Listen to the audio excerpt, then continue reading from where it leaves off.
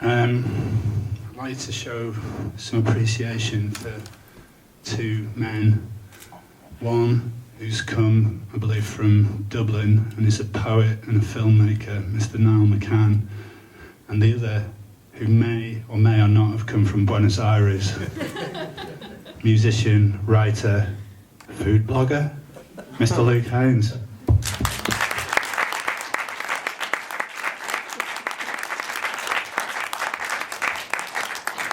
You all look like civilised people, but I have to say this anyway. This is a Q&A. It's the Q stands for question. I'm going to ask these gentlemen some questions and they're going to answer them. If there's enough time, I'm going to throw it open to you to ask some questions. Now, I looked question up in the dictionary, and what it says is it's a sentence requesting some information. What it doesn't say is for people to make long, rambling, drunken, incoherent statements about the auteurs for the rest of the time we have this evening. So if you could just bear that in mind. If anyone doesn't know how to ask a question, you just keep it really simple like this. Niall, why Luke Haines? I grew up in Dundalk in Ireland. It's near the border. It's beside the border. Sorry.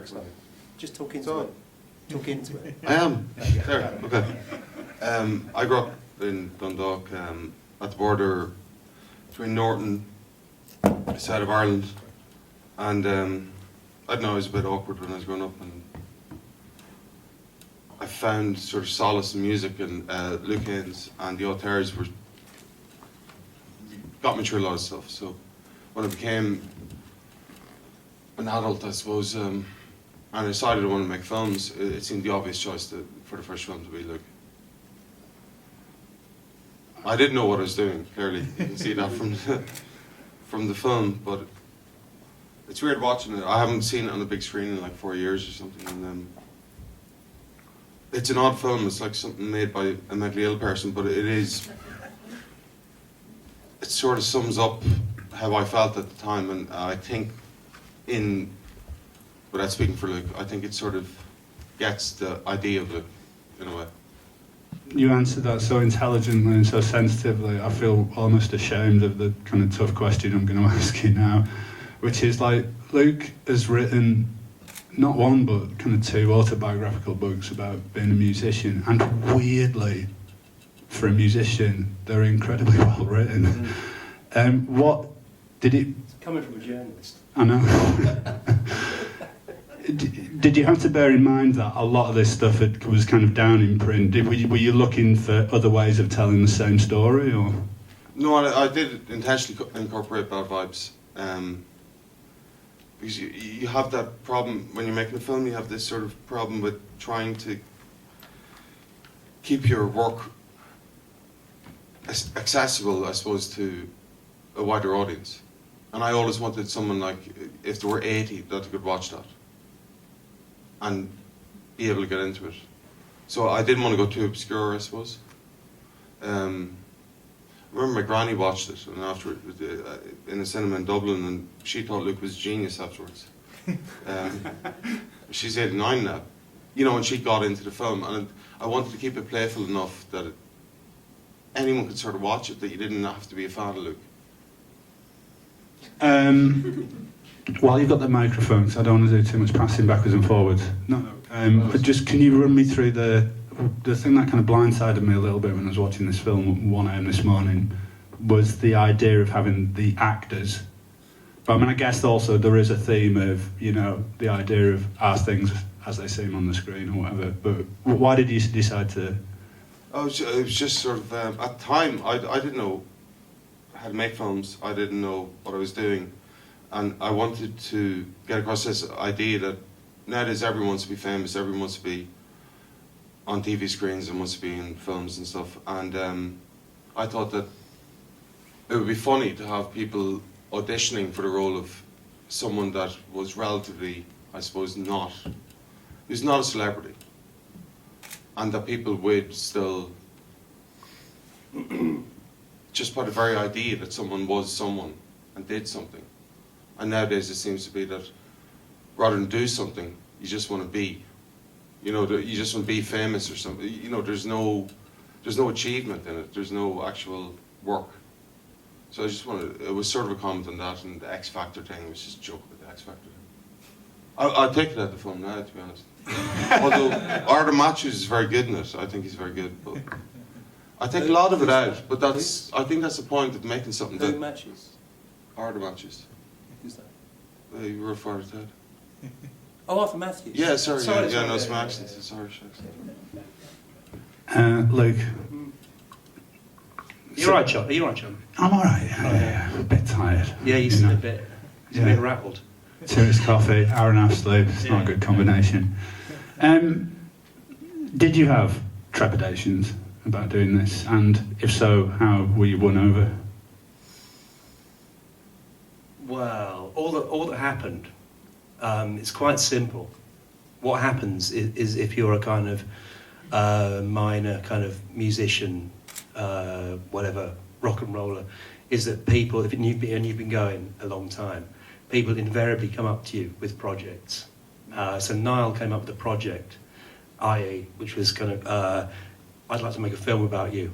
He came up to me after a gig in Dublin, and he sort of came up to me, he rolled up to me, I'd like to make a film about you. I thought, yeah, what a fucking idiot. And yeah, okay, great, good one. Yeah, I told you to fuck off, yeah. But he persisted, and then sort of 2 years later, his persistence was sort of paying off a bit, and he was getting a little bit of money. Then, I think it was going about 4 or 5 years later, he actually scored like a whole bunch of money off the Irish Film Board, which seemed to coincide with the point when Ireland went bankrupt. So I'd like to, we would like to take credit for that, if nothing else. So I just went along with it, because I mean, I can only, I've said this about 1,000 times, but I can only see the film through a kind of, I don't have any idea about what the film is. I can only see it as through the prism of vanity, i.e. that my head looks really fucking big and stuff like that. I don't know, in regards to whether it's any good as a film, I don't know. And I don't really care, because I didn't make it.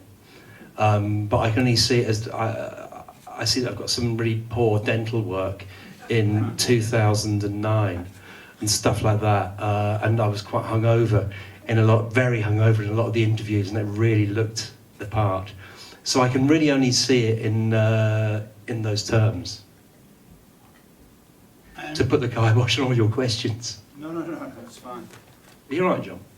Yeah. Okay, all right. A bit nervous, a bit tired. Okay, yeah, no. Niall, so you scored some pretty decent talking heads. Did you get your full wish list? Were there maybe a few more musicians who've worked with Luke in the past who you would have liked to have had? But so I never really told a story. There was I emailed I was in contact with Noel Gallagher actually. But why? But Can I ask why? just to see what it said. He just said no in the Yeah, but email. why? Just I mean, like the email just said I know you no. told me that, but why did you actually? I just thought it'd be funny getting them in there. It would have been. I asked. Oh yeah. The guy who runs Fire Records. Remember? what, Clive? Yeah, I asked Clive. Oh my God. No, but asked Clive, could we use a servants? There's loads of bits where you can't, like copyright stuff, and you can't show stuff. And I asked Clive from Fire Records, yeah, if we could show a servants video, and he said, you can show a servants video if Luke stops calling me cunt every time he talks about me. So we couldn't show them. Couldn't show that video. Clive was my landlord when I was reading Bad Vibes. It was so surreal, and I was living in a house that he owned, and it was a death trap. Yeah. Wow. I want like there's. Oh, and the cellist. Oh, right, yeah. Yeah. He No. thought I was making another film, I think. yeah. Yeah, he had a lot said, but it didn't end up in the film. Or we didn't interview him. So talking to the guests, Jarvis says that he posits this interesting idea that your use of the cunt word was a kind of act of self-sabotage. I was wondering, is this kind of true specific to this case, and has it been like a hallmark maybe of your career? Well, I've never really thought about it, because I only write the stuff that I write. So I don't really think about it in those terms. The only terms we ever really thought about making a proper hit record was with Black Box Recorder. I wanted to ask which you about- which was the, am I kind of like which was the Facts of Life, and John and I specifically wrote that with the intention that we could kind of just about get enough kind of sauciness through, but there'd be nothing kind of dark, because sauciness is okay, you can get a bit of sauce through in there, but darkness, whatnot, you know, you can't get through the net, or kind of like psychological mindfuck, you can't get through the net, really. So that was the only real attempt, other than things like the first album, which sort of just did its thing anyway, and then bits of the, I suppose, bits of the second album, which did its thing, and then I got a bit kind of scared off it, to be quite honest. The thing with Black Box Recorder really interests me because, you know, you set out to write a hit and you wrote one and it happened. Now, this raises about three other questions, which is, was it a fluke? Did you not decide to do it again? Or was Black Box Recorder very, very specific to the year or the 2 years when... Well, we saw, I mean, you know, we kind of thought we thought we had something else on the album that would work, and we were quite lazy at that point. When we did the Facts of Life album, just before it was recorded, I wanted to leave anyway, because I didn't want to do it anymore, and I thought that 2 albums was enough. And so, that was a kind of like a minor hit single. That was all right. I mean, you know, my ambitions commercially were quite, I suppose, were quite poor, really. You know, a top 20 single was all I could be bothered with. And after that, I pretty much left the group. And there was a few things on the album that they wanted to release, and I didn't want to. And there was kind of like, can you go and record something else? And I didn't want to do anything. So we left it for ages until we did another album, by which point everyone was getting divorced.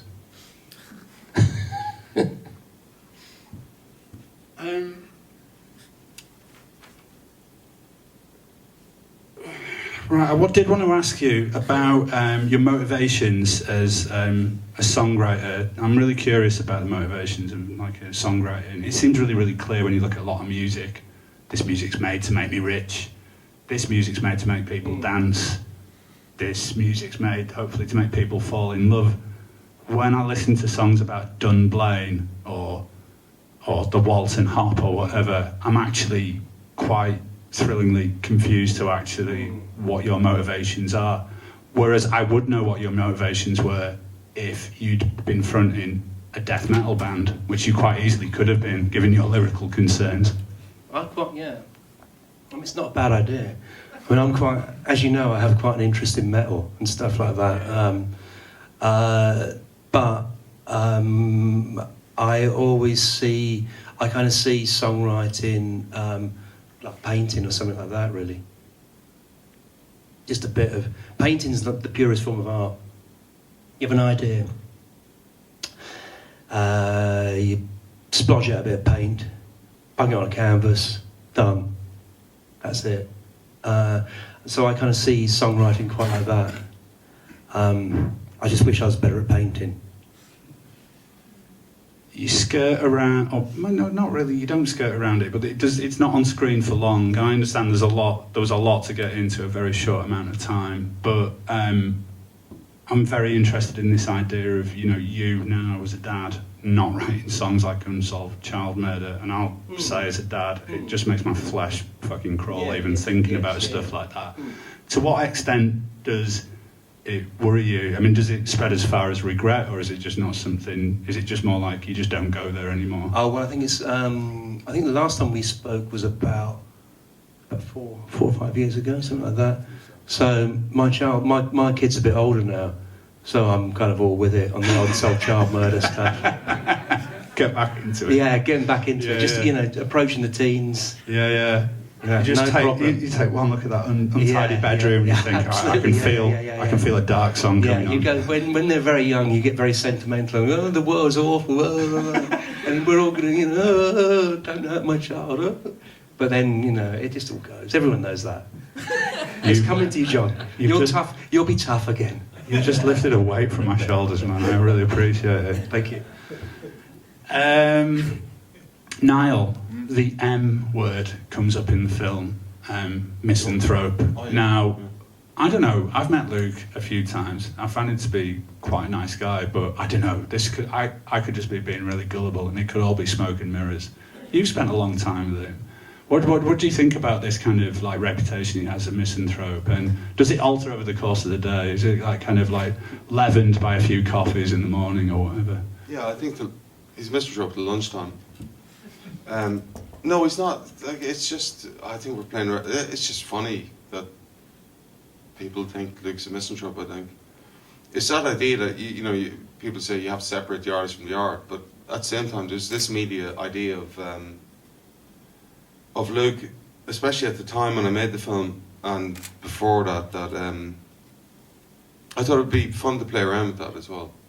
Because it comes up at the end, the Times, the fucking paper of record or whatever, and says, "Our misanthrope in Excelsius." Yeah. So it's almost like the media write these things in the it's just themselves, just playing around with it. We are a bunch of terrible bastards. No, they wouldn't.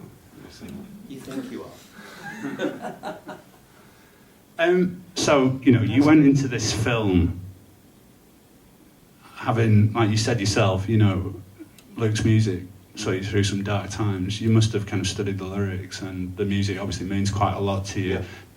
Did you find that through this process you had a different understanding of Luke's art, Luke's songwriting? It's weird. Look, even watching the film there, I was quite young when I made it. It was a long time ago now, I suppose. And I don't know. It's more like a snapshot of what I was trying to do. Like, I'd change everything nearly. But Can I jump? I think it's a good film. To be honest, I think it's a. You carry. Sorry, you carry on. No, you carry on. Sorry, no. Jump in. I felt that you were. I was going to say that on the you off. Confusion to rescue my green tea. Okay, all right. I think when Niall's, I just like to pick up on the kind of the snapshot thing, because it was a first film, and looking back at it, no, that's actually the first time I've seen it on a big screen. I thought it was quite interesting in terms of it was very first filmy. I mean, in a good way. God, I've realised I'm actually critiquing you in front of people. Anyway, Carry on. Sorry. No, it's a bit like when we're. I think that was actually a private That's a bit like when we were in conversation. Norway and someone asked us why there was no women in the film. Oh, yeah. And then, you have this awkward, sort of very long pause where you make up something about Justin Freshman or something. And, but you have to make the film you have to make as well, I would say that. And even in the film I'm making at the minute, there's just not a lot of women in the story. It's patriarchal society, it's not me. I think on that problematic note, let's take some long rambling. Let's take some questions from the audience. If anyone's got any, of course. Karen. I wondered, Luke, if one of the things that seemed uncompromising and affecting about the film is that it's about failure as well as success. But I wondered, as you get older, whether you think that perhaps that's not an unusual story, because all musical careers end in failure, from youthful success and then not taking advantage of it, self-sabotage and so on. As you look around, everyone confronts that as a recording artist. yeah, I mean, all careers, as Enoch Powell said, all careers end in failure, all political careers end in failure. And I think you can extend that to pretty much all careers, and I mean everything ends in failure, really. We live and we die, you know, depending on your kind of beliefs. But I had I mean I had no problem with that kind of aspect of things. I kind of quite like that, and I kind of like the rough and tumble. I mean the things that I'm interested in the most have never kind of had a straight career path. I mean, as we kind of move forward in sort of whatever our kind of ideas about culture and things, as I think we are, we kind of realise that there's no such thing as a straight career path. You know, the idea that there was once a kind of like, woohoo, you know, and then you're there, doesn't exist. So I think I think the kind of the ups and downs are far more interesting. Hello, Luke. This is Mark with the microphone. Seriously, Luke. Did you ever go to Guildford Civic Hall to watch the wrestling? Or was your affectation with Kendo Nagasaki just, I suppose, nurtured by Kent Walton's dulcet tones on World of Sport on a Saturday afternoon? Fallback. Where's Mark? Is that you? Yeah. Wow.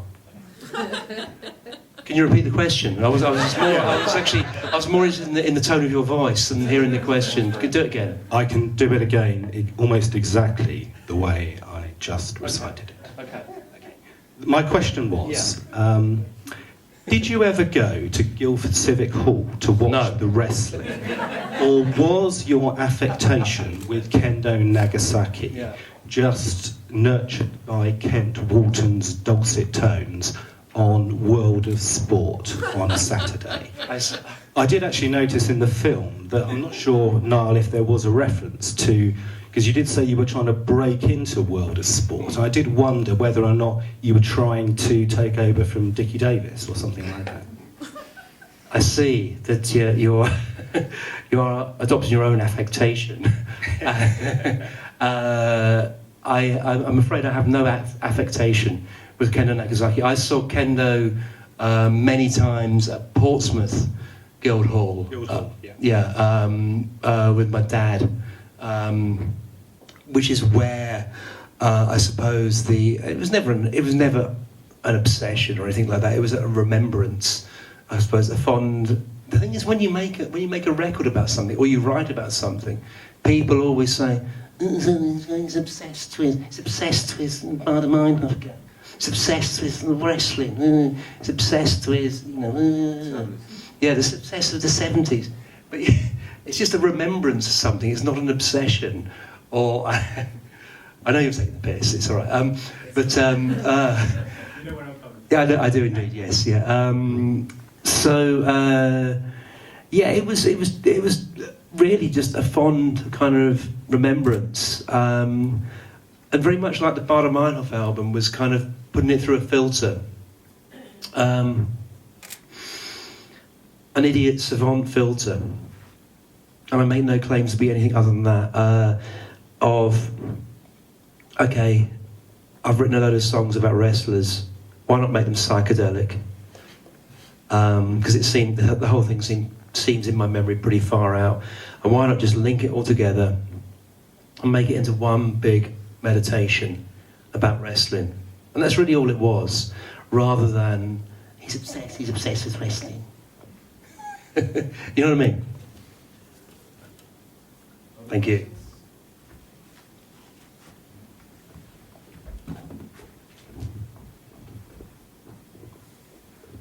The Baader Meinhof songs, how do they go down when you play like Dusseldorf or Munich?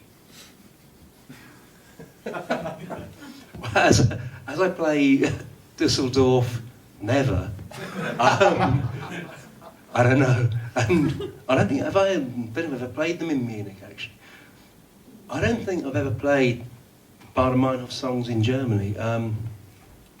There was a plan, someone, much like Niall's film, when people kind of come up to you with like kind of stupid ideas. someone wanted to do a kind of opera about Baader Meinhof, using the music I'd written, but it still seems very, it never happened, but it still seems very kind of, they're still quite touchy about it in Germany. It's not a photo of you outside Auschwitz or Dachau or something. No? There is a photograph, yes, yeah. Mm. There's a photograph. Thanks for that, no. Yes. Talking. There is, yeah. Rock bands with hangovers tend to go to concentration camps. It's a So fact that of was a life. promo Yeah. photo for Baader Meinhof, though, wasn't it? It's a fact of life, my friend.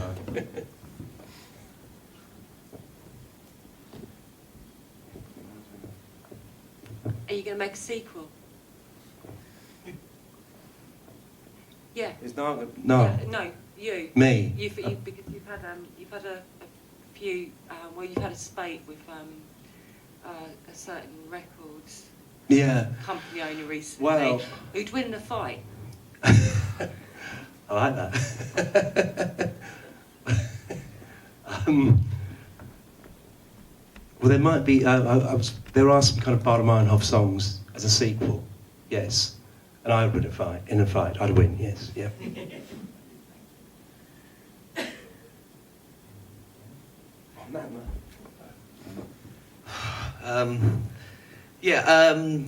It's about your book, about your first book, Bad Vibes.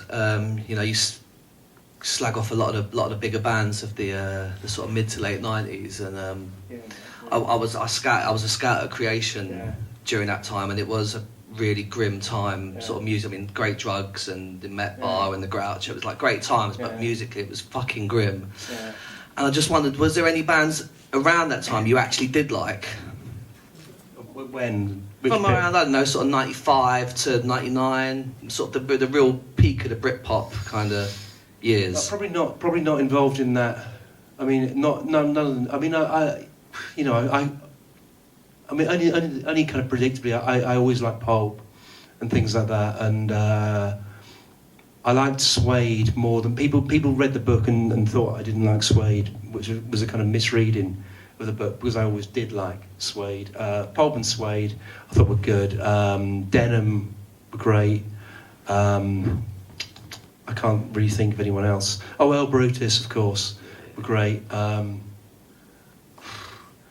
probably missing out quite a few bands, but there were kind of loads of things that were kind of just beneath all that. That were kind of, I mean, El Brutus is one that's worth. Yeah, they were top. I mean, Nick was the drummer with the Mary Chain when they put And the they Young put Monkey Club, of out. course, I went on tour with him. yeah. He was top. Yeah. I mean, they were fantastic, and the records have been reissued now. I don't know if they're, I don't know if they're getting any more acclaim. Maybe. I mean, they were just a beautiful thing. So, if that kind of is any kind of answer, I don't know. Cheers. Anyone else?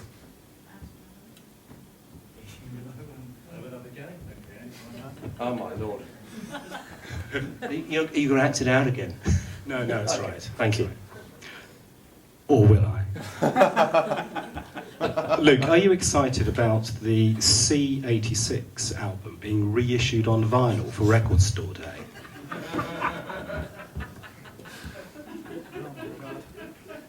I'm incredibly excited.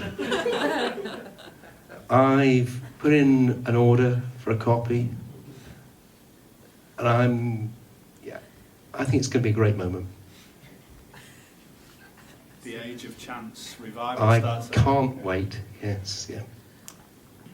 I want to take this opportunity to say that I thought the film was really good. Now, by the way, I don't think it should be. You seem quite down about it to me. No. I just haven't seen it in a while. But I hadn't watched it with Luke before beside me. It's weird.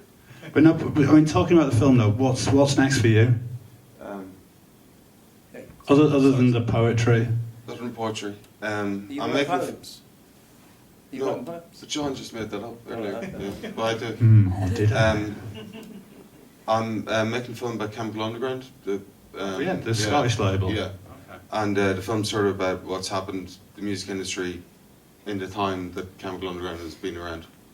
So you're going from being, you know, a lot of money, a lot of success and all that sort of stuff, and then no one buys records anymore.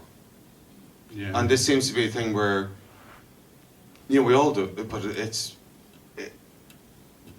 film's about like the fact that we might be losing something that we don't really, we're not really aware of what we're losing.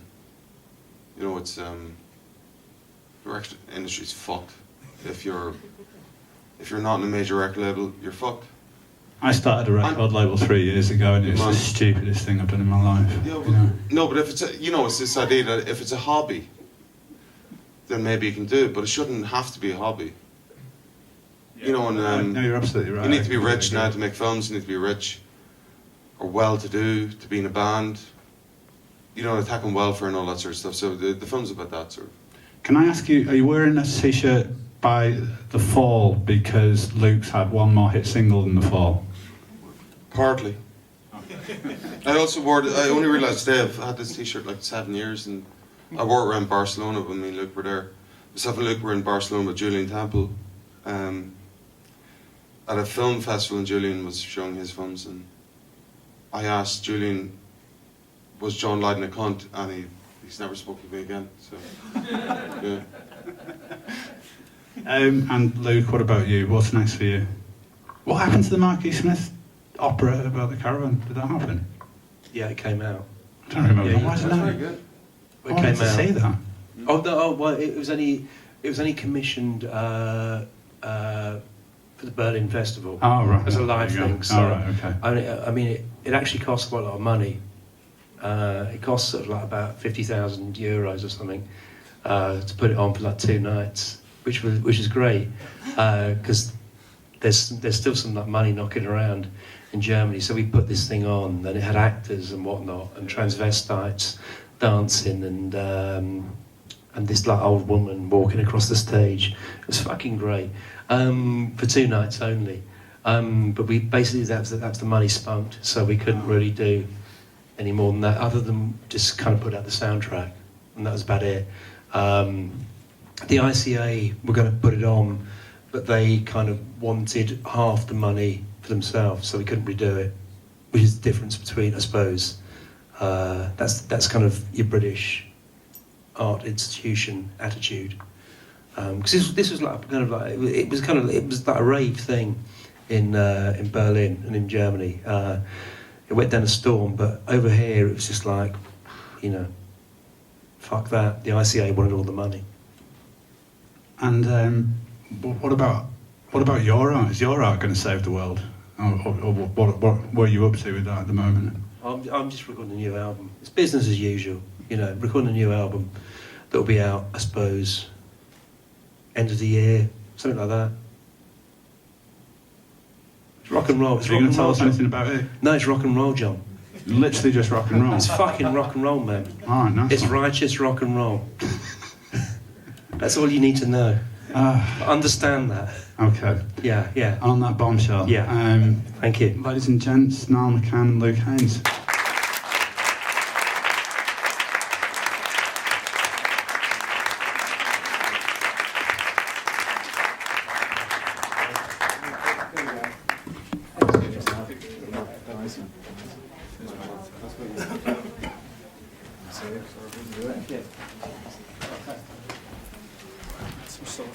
Some sort of fugue state. I don't remember where I was.